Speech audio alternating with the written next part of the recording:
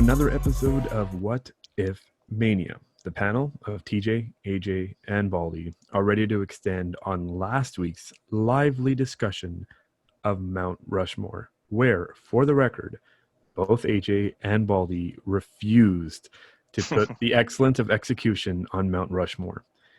So with these two heartbreak kid fanatics refusing to admit that Bret truly was the best there is, the best there was, and the best there ever will be, well, we're going to be talking more about that, and we're going to be talking about what would have happened, or what if Bret Hart stayed in the WWF, WWE, and did not switch over to WCW.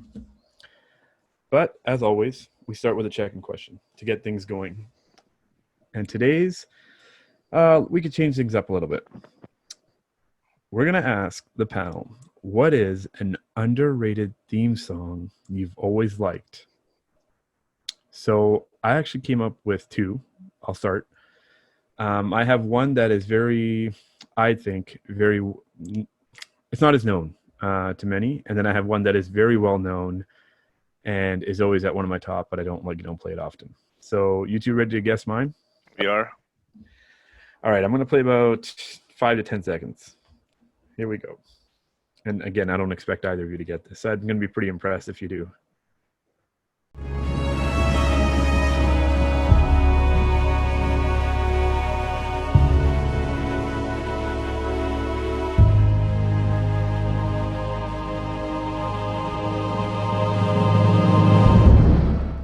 Oh, I have no idea what that is.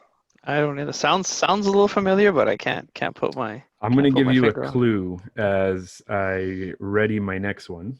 Mhm. And think back to, again, very brief trip or very brief stint in the WWF. Left, I think it wasn't even a year after his arrival. Stayed in the mid card and had a very unique look. And from, I think he came from New Japan Wrestling, and that's where he went back to. So Yeah, like I was thinking it was a Japanese wrestler. Mhm.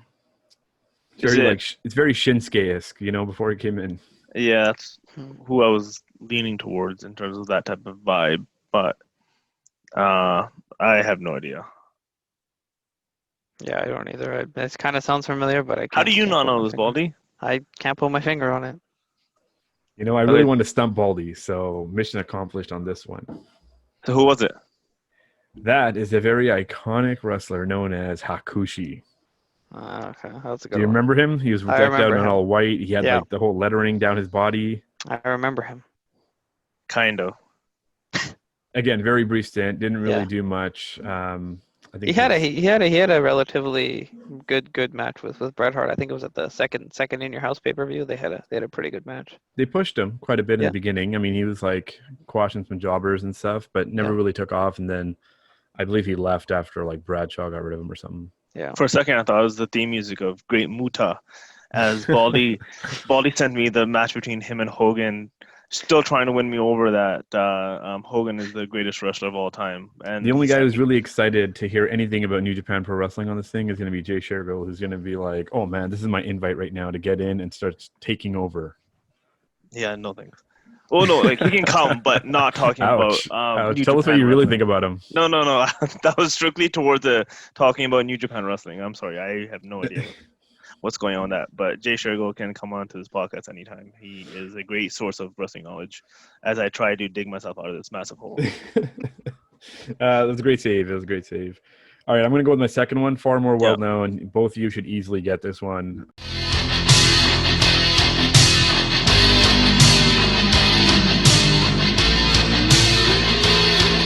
What do you think about you? Okay. I'm going to put him on the spot because I don't think he knows this actually. Wow. I'm Okay, so I'm shocked. You're gonna have to leave the podcast if you don't get this one. no, hold on. My wrestling mind is kind of spinning right now.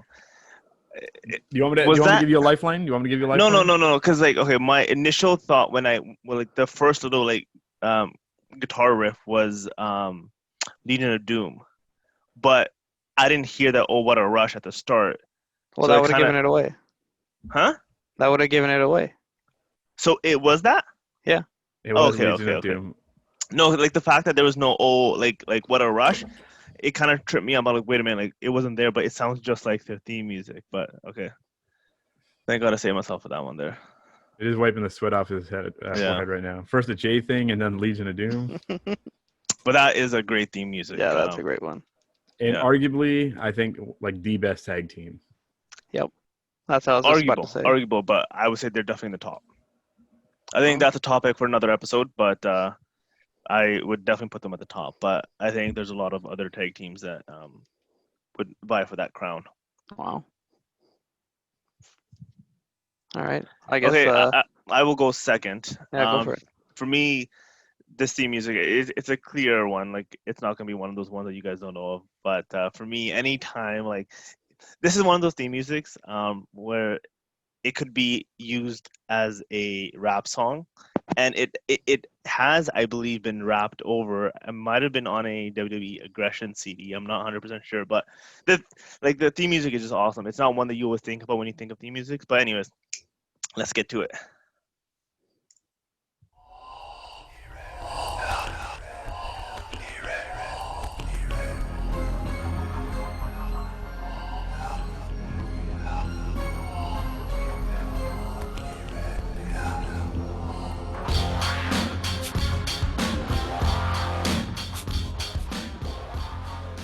So yeah, that's my theme music. I should have known. It's honestly one of the best. It will, and I'm assuming you guys all know what that theme music was. Next to Buff Bagwell, easily AJ's top 2 wrestlers of all time. Gangrel was one of the best, and that theme music I thought was amazing, coupled with his entrance. I love that entrance. Yeah, that was coming through one the of best stage, the fire and everything, and he had like the whole, what was it, a cup of blood or something. But for someone that had such a weird gimmick, they just killed it on his theme music. Baldy? Yeah. Yep. All right, so this is mine again. This one's pretty well known. You guys will probably get this pretty quickly, but this is one of mine, one of my favorites. It's underrated always.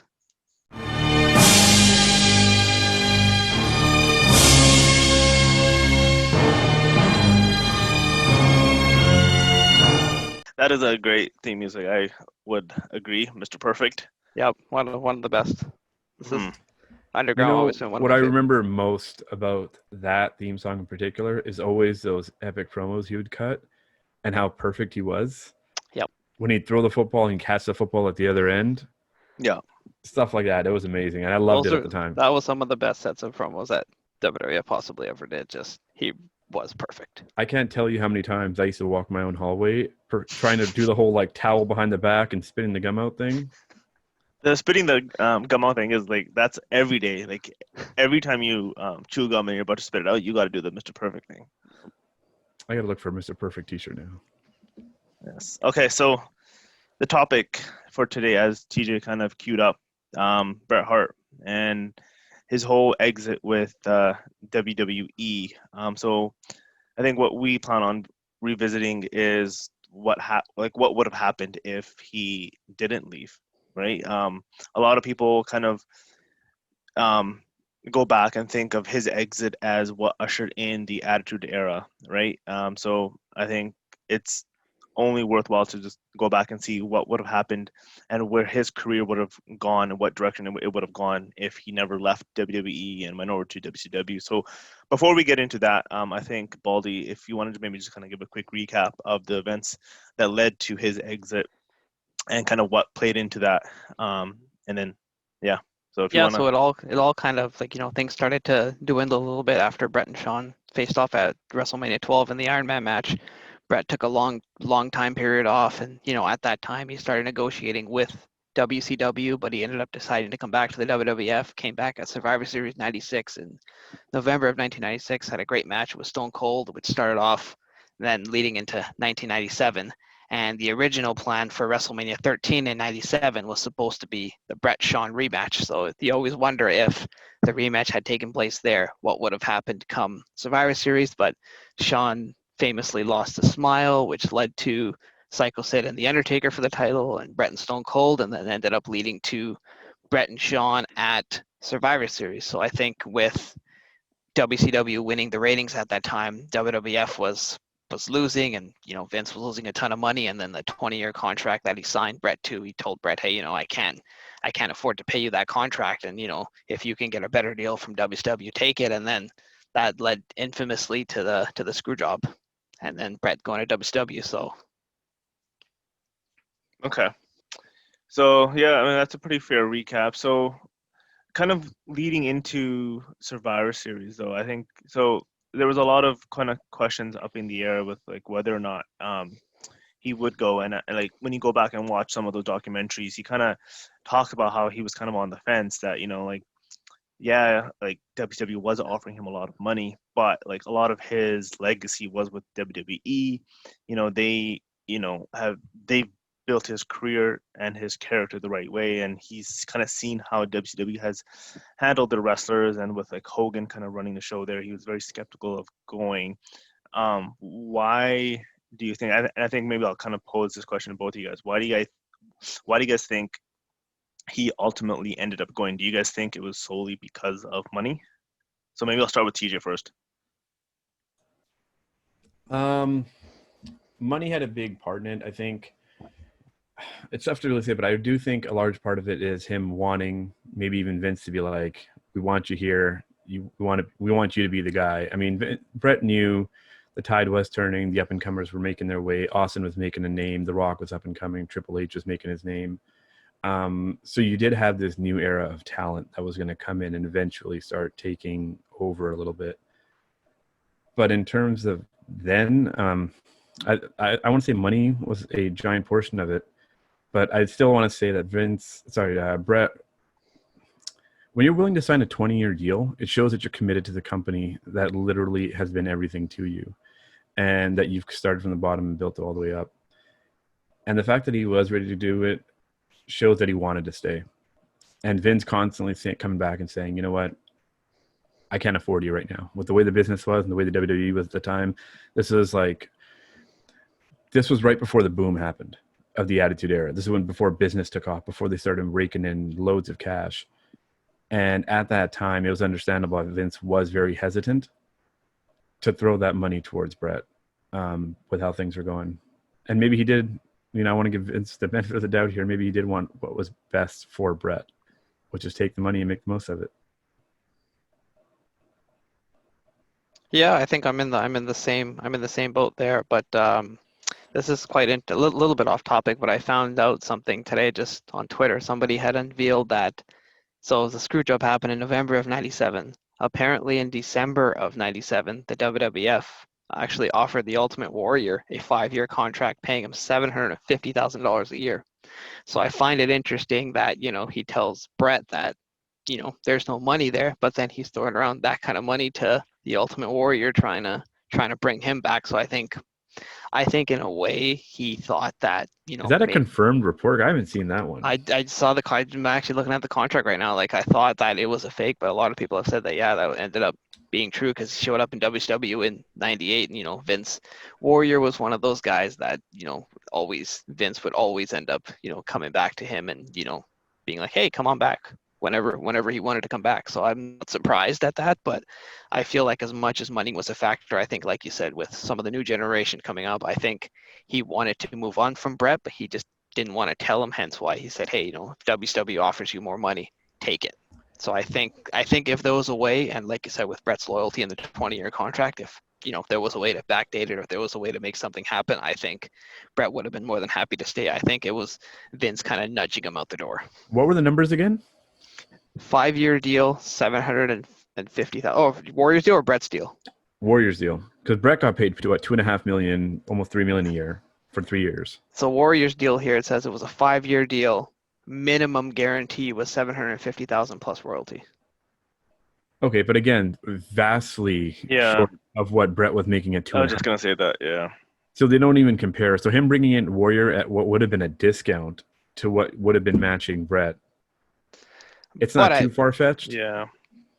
But I mean, it's just I find it a little more ironic than anything else. The fact that, on one hand you're saying there's not enough money, but then 750,000 when you don't know how much longer your company's going to survive is quite a big chunk to be offering to somebody.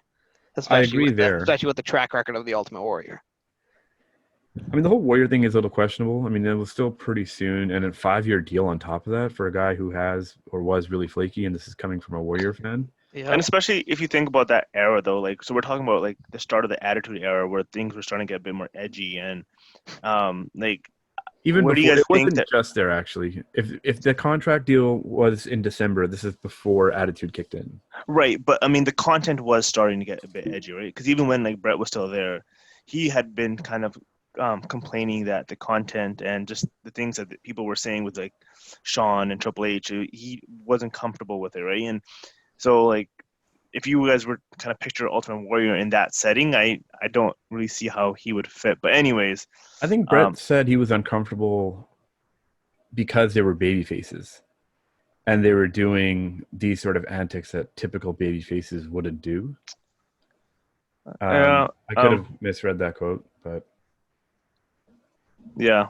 I mean, you could be right. But from what I remember, like I think he just didn't like the direction that like DX and all those guys were kind of going in. But having said that, so I think we've kind of set up the events leading up to Montreal and the Survivor Series. So I think it's time for us to kind of revisit things just in terms of how they played out. So let's just say for this episode's sake that Brett decided, you know what, I'll take a pay cut, or you know what, I'm just not going to go, right? And he ended up staying with the WWE, and he and Sean still had that match in Montreal at Survivor Series.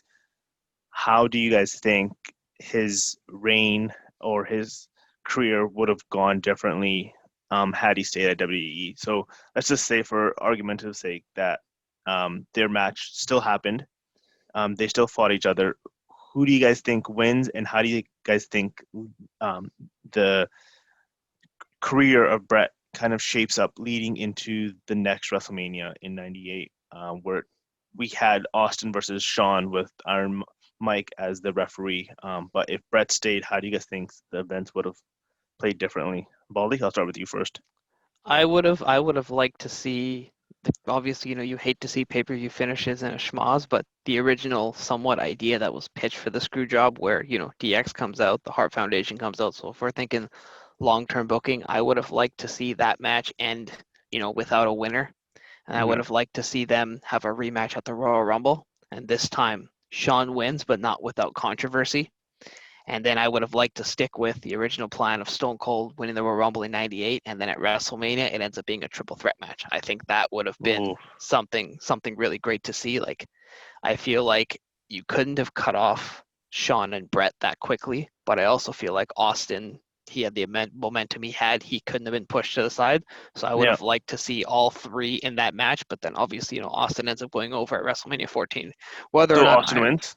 Austin wins. Like, I Yeah. think Austin had too much momentum, and then I think at that time, like, there were still so many pieces coming in with The Rock coming in, and HBK ultimately, taking time off WrestleMania 14 being his last match. So I think having Brett there would have been, him and The Rock, him and Austin could have done something again with Brett as a heel. So I think there could have been so much momentum there. You could have gone back to Brett and the Undertaker. I would have liked to personally see Brett and Mankind have a rivalry. I think there could have been a great story there. Like, Mankind had a great match with Shawn Michaels in '90 at the Mind Games pay-per-view. I think him and Brett could have really done something. So I think there was definitely momentum there with Triple H becoming a bigger name. I think there could have been a lot for Brett to do, but I would have ideally liked to see the triple threat match at WrestleMania. that's Yeah. interesting because you would have had, like, don't get me wrong, I do know it was definitely Stone Cold's year. And it was his coming out party, and the icing on the cake was WrestleMania 14. But to have him beat both Brett and Sean in a triple threat, that's pretty big. Yeah, well, I mean, I they mean, pushed him to the moon.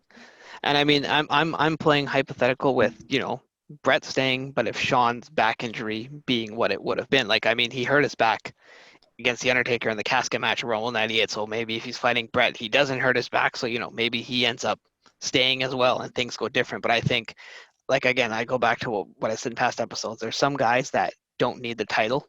So I feel like at that time, Austin always had the momentum, so it would have been great to make him champion. But I feel like even if you wanted to continue the Brett Sean rivalry, the title necessarily would not have to have been involved. Interesting.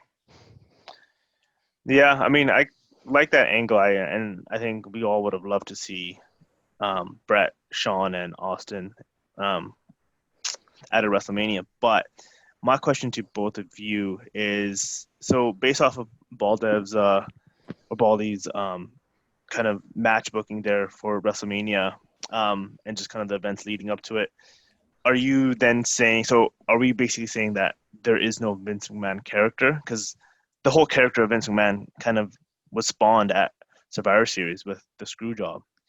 So does that never happen? Because like for me, I feel like that was a huge moment in wrestling, and if we're saying that that just never happens and we don't get that Vince McMahon character, I feel like is a big loss for the wrestling industry. I No, would I say. mean, I don't think that I don't think you can't bring in Vince because I mean, like you said, Vince started to show a little bit of that with the scraps with Brett, and then the whole interviews. Like, I think that if you give Austin the title and Brett and Shawn maybe go do their own thing or go do something else, like I feel like you still have that. Like Vince can still be involved in that for Austin. Like, obviously the whole Brett screwed Brett interview isn't going to happen. But I feel like, yeah, but I think in reality, if let's say Brett and Shawn end up staying on, I don't think the Vince McMahon character does come out, but that doesn't mean at some point, within the next year, 2 years, something else happens and maybe there's another way the Vince McMahon character appears. But I feel like we started to see a little bit of that when Brett was still there.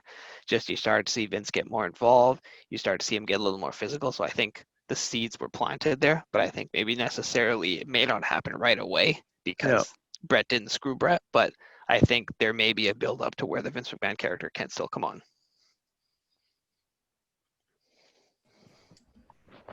Yeah, I mean, I guess I can see your point, but okay, let me pose a hypothetical to you guys. And Before this you is kind jump of, in the yeah, hypothetical, sure, go ahead. we're talking about the Vince character, and you kind of threw out, what would have been, Yeah. because that literally was where Evil Vince came out of. Yeah. Was the whole, that iconic interview where it's like, hey, I didn't screw Brett, Brett screwed Brett. And people loved it, ran with it. But his actual Vince McMahon character didn't begin to manifest until he actually started going at it with Stone Cold. It was that iconic boss and employee thing. Austin fights the Authority, and they keep going back and forth. And that's where his Vince McMahon character really started running with it. So they still could have had that. And it's not to say that you could have this or that. The McMahon character, like Baldy mentioned, could have been delayed a little bit if Brett stayed in the picture and he kept going with it. I still feel much like my scenario is going to play out eventually, so I'm not going to give too much. But it still could have came out. And I don't think we would have lost that. Yeah, so I guess where I was going to go with my hypothetical, and like when I was thinking about this topic, like what I was kind of debating between was like whether you keep that Vince character, because I agree. I think the Vince McMahon character did spawn with his rivalry with Austin, though, but I think he became a heel that night. I think he became a true heel, right? Like, yeah, he could have done whatever he, like would have done with the Austin in terms of screwing him out of matches, but I think the heat that he got on himself that night, I think, was one of those moments where it's kind of like with what you see with Brock Lesnar, right? Like anytime he comes into a match or he's in a match with someone, he brings that authenticity that I think a lot of other wrestlers fail to have because he's had his UFC history, he has wrestling history. So there's a little bit of that authentic nature to Brock that like when he's in a match, it just kind of raises the level. And I think the heat that Vince got that night, I think it's hard to replicate in a artificial environment that wrestling tends to be with the scripts and all that stuff. Um, so my question to you guys is that would it have been possible to still have that Montreal screw job because leading up to WrestleMania, Survivor Series, there was a lot of questions in terms of what Brett would do. Like, is he going to go to WWE? And like, it's not like it was a secret to all of us, like that he was being poached by WCW, and there was some talk of that happening, right? So like leading up to that pay-per-view, there's like a lot of eyes were on that pay-per-view. So my question to you guys is, would it have been possible to still have the screw job, have Brett lose to Shawn with Vince coming in and that whole thing playing out with him spitting on him and all that, but it essentially being an act. And instead of him going to WCW the next night or whenever it was, him, staying with WWE, and he and Vince kind of playing out that whole scenario. Because like I remember when like Sean was in Montreal again and they played Bret's music, but no one came out obviously. But that pop was like insane, right? So Remember I that? think, Yeah. yeah. So I think like that heat that could have happened between Vince and Bret, I feel like could have really sold a lot of tickets and done really well in terms of business because it felt so real. It's possible. I mean, people have speculated whether or not that was a work or a shoot. Even now, like people have been like, okay, well, maybe it was all a plan by Bret and Vince for Bret to go to WCW and just help destroy WCW. Like there's all these different hypotheticals, and I think yeah, that would have been fantastic if let's say it did play out that way and Bret's off TV for I don't know how long, and then he suddenly reappears. I think that Yeah. would have been fantastic. So that would have been a great hypothetical to see, like to go back and have him show up on TV, and maybe because he ultimately would have been a heel, and then he sides with Vince and faces against Austin with like Vince in his corner. Like there's so many different hypotheticals Yeah. you could have gone, but I like that scenario. There's a couple things here. One is before you mentioned Brock Lesnar. Brock Lesnar's authenticity, a lot of it comes from sheer size and his ability in the ring. Like this guy's hella athletic for what he can do as a big man. Just wanted to point that out before I forgot. And the second part about, I mean, at that time, Bret Hart was the biggest heel in the company. Who else did you have at the time? So for him going at it with Vince, it probably for me wouldn't have flowed as nicely as Austin and Vince. And also, if you have Bret and Vince going at it, and that becomes the evil McMahon character, Austin never becomes Austin. He remains like a mid-carder. So he doesn't get pushed to the heights that he does if Bret and Vince are constantly at odds at one another. So the evil McMahon character, it's one of like the many things that they did perfectly well, and I think it works so nicely because they had two great personalities going out of it. I do agree that from that decision, from the Montreal Screwjob, this evil character came out because that was almost a bit of the coming out party in a sense for McMahon to be like, I run the shots. This is my company. I'm not just, a color commentator. I'm not just a guy in the back. For many years, he had kind of downplayed his own active role in the company as just like one of the dudes. And even though he owned it. And then when this evil McMahon character came out with the screw job, believing it's real and everything else, it kind of said, this is my show and I'm going to do what it takes for me to run it properly. And you wouldn't have had that. Yeah. I mean, that's a fair point, but I would have to disagree with when you said that Stone Cold would be a mid-carder if he didn't have Vince. I still think he would have been at the top of the draw just because I think people were really catching on to his character after the whole Royal Rumble promo and his matches with Bret. I think people were really kind of getting behind him as a character. So I think he still would have done well. He would have done well, but you also understand without any, like Austin took over when there was nobody else. Yeah. To help run them the show and go at it with WCW. Bret had left. Michaels was hurt. Taker was already feuding with Kane at the time. Yeah. They had Triple H. They had The Rock, who were still coming out a little bit later on. So who else did they really have? So Austin came out of like that opportune moment. Yeah, that's fair too. Yeah. So there's a lot of different ways to kind of look at it, but I think where I want to kind of take the discussion next is unless there's like a hypothetical that you want to throw out before I kind of change the topic a little bit. I was just going to give mine in a really quick nutshell. Yeah. I was just going to say I kind of liked it the way it was. And like for me, I wouldn't have liked it if they had a no contest or nothing would have came out from the Montreal Survivor Series. Yeah. I would have had Bret win the title.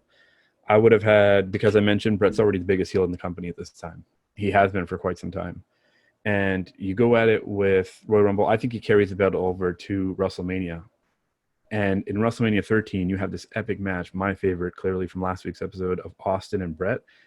Why don't we have Austin and Bret part 2 only for the title at WrestleMania 14? And you follow the same trajectory for Austin. He wins the Rumble, He takes off. That's his crowning moment. And now you have Bret. And you can go either one a few ways. You can either have Bret win again at WrestleMania. I mean, as a greedy Bret Hart fan, I would have loved a trilogy between Austin and Bret. They've done it a few times over, and it's worked really well.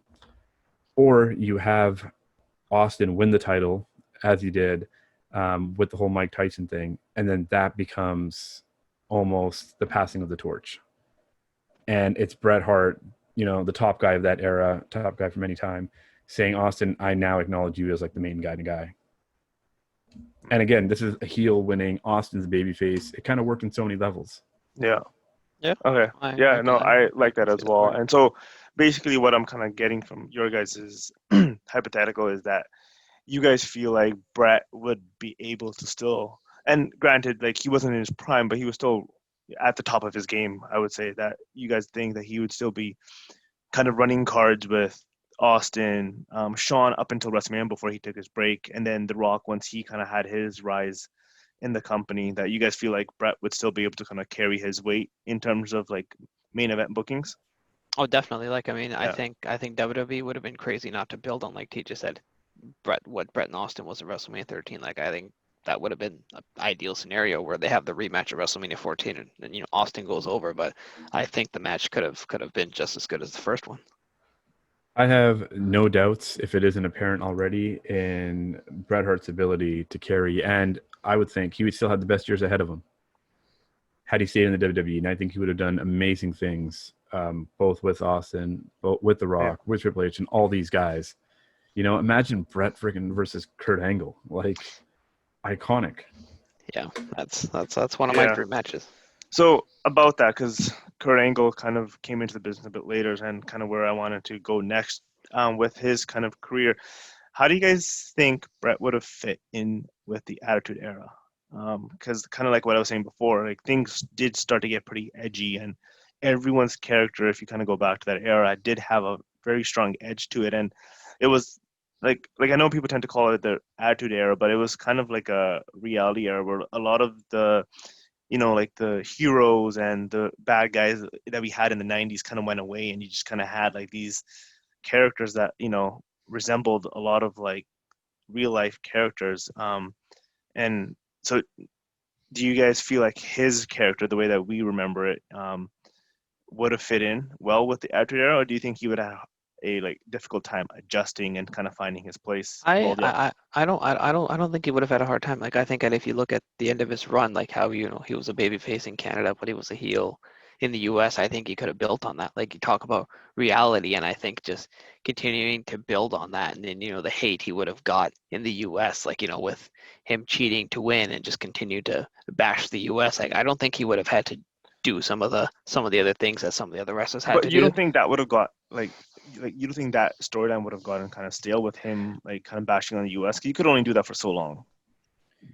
I think, but I mean, the reason why I put him on my Mount Rushmore, and this goes back to the longevity thing, is Bret's one of the best because of his ability to stay relevant, reinvent himself, and do all these sorts of things. And so to answer your question of whether or not he would have survived in the Attitude Era, without a doubt, he would have flourished in the Attitude Era. He would have made the most of it, and he would have understood the times, because that's what the best do. Yeah, I have no doubts about his ability to hang with the edgy Austins, with the edgy DX, with anybody really for that matter. I mean, if Taker survived, there's so many other characters that you can think of that didn't do all these things.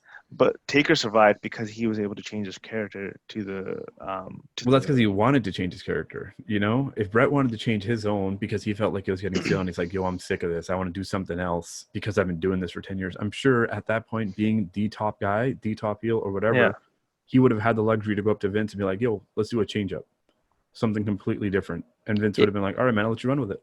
Yeah, I think, like I said, I think Bret went through the era of where they transitioned from Hogan's era to the new generation, and then transitioning slightly right before the Attitude Era kicked off. I think Bret would have done a great job transitioning in, and I think that's something we definitely missed out on in a big way of what Bret Hart would have been able to do in the Attitude Era.